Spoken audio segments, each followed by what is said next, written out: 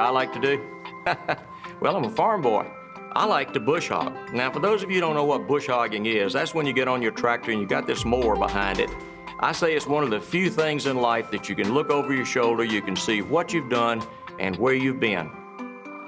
Well, I'm sure that the public in this country would like to take a good bush hog and take it to Washington and mow down a lot of things that they think are unnecessary.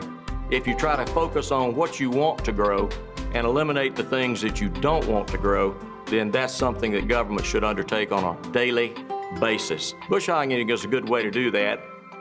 Well, there's a huge difference between being a chief executive officer of a state and being a member, as I was, of the U.S. House of Representatives. I understood how state government worked, and it was a real opportunity, I felt, to be able to bring conservative principles that, instead of just talking about things and platitudes, to be able to put them into practice.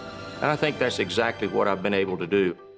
When I became governor in January of 2011, I made the creation of jobs in the state of Georgia my #1 priority. I believe if a person has a good job, they can support themselves, they can support their family, and their need to ask government to do things for them is greatly diminished. We were one of those states that was growing very rapidly, and when the recession came, it came suddenly, and we saw tremendous negative impacts. If we really profess to be conservatives, we ought to be able to take advantage of any circumstance in which the economy places us. Reducing the size of state government, reducing the expenditures, and eliminating unnecessary agencies.